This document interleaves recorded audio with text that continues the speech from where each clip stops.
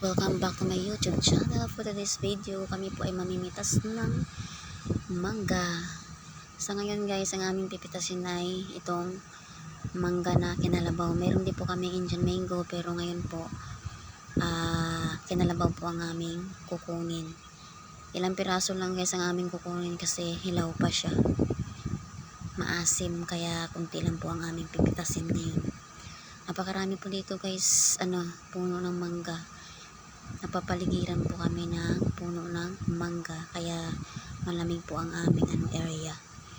At ito po ang aming bahay kubo sa ilalim ng puno ng mangga. Ayan, pahingaan po guys, lalo po sa tanghali. Napakasarap po dito guys magtampay.